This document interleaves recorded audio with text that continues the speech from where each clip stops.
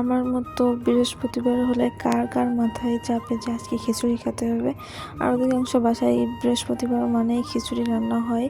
তো আমাদের বাসায় আর ভাত থাকবে কিসের জন্য? আর তাছাড়া খিচুড়ি আমার সপ্তাহে একদিন থাকাই লাগবে, কারণ খিচুড়ি না খাইলে আমার কেমন যেন মাথা ঠিক থাকে না। এর জন্য আমি খিচুড়িটা ভালোভাবে পরিপাটি করে রান্না করি, আমার ইচ্ছা মতো মন মতো।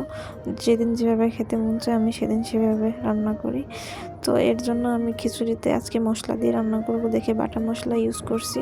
তো এখানে বাটা মশলাটা ভালোভাবে মিশিয়ে নিতেছিলাম। আর এখানে একটা মুরগি কাটছিলাম, তো মুরগির কিছু অংশ এখানে দিয়ে অ্যাড করছি যাতে খিচুড়িটা আরও বেশি সুস্বাদু হয়। তার জন্য এখানে কিছু মাংস, আলু দিছি আর কাঁচামরিচ ব্যবহার করছি। কাঁচামরিচে কী হয়, এটার ফ্লেভারটা, এটার স্বাদটা একটু অন্যরকম হয়, এর জন্য কাঁচামরিচ দিয়েছি। তো এখানে এগুলো ভালোভাবে মিক্সড করে নিতেছিলাম, ভালোভাবে কষায় নিতেছিলাম।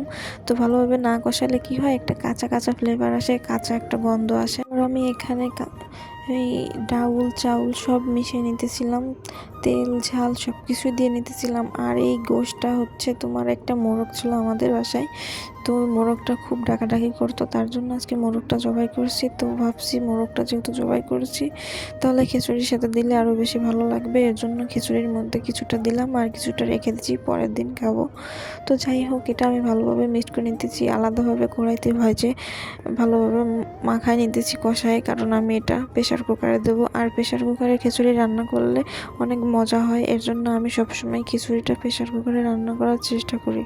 আমি এমনি দিন যতটা ভাত খাই না কেন, খিচুড়ি রান্না করলে তার 1 প্লেট বেশি খাই। এটা আমার মানে খিচুড়ি বলতে, বিরিয়ানি বলতে, এগুলো আমার কাছে এত ভালো লাগে কেন জানি না, আমি এগুলো একটু বেশি বেশি খাই। আর যদি বৃষ্টি হয় তাহলে তো কোনো কথাই নাই, সেদিন আমার বাসায় খিচুড়ি থাকবেই।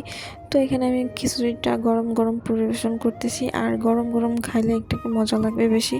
আর খিচুড়িতে একটু ঝাল হয়েছে বেশি, কিন্তু তারপর কাঁচামরিচ না হলে হয় না। লেবু ছিল না, তাই লেবু শসা এগুলো অ্যাড করি নাই। যাই হোক, এগুলো আমি ভালোভাবে মিশাইয়ে আমি একটু মাখায় লেটকায় লেটকায় খাইতেছিলাম। তো বেশি ঝরঝরা করি নাই, কারণ বেশি ঝরঝরা খায় না এরা সেরকম, তার জন্য ঝরঝরা করি নাই।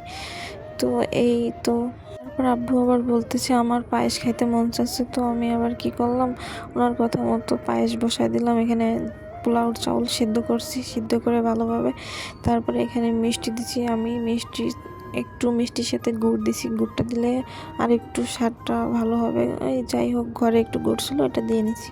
তো এখানে আমি আবার দুধটা ভালো করে সিদ্ধ করে, মানে সিদ্ধ করে না, ভালোভাবে জ্বালায় তারপরে এর ভিতর দিছি।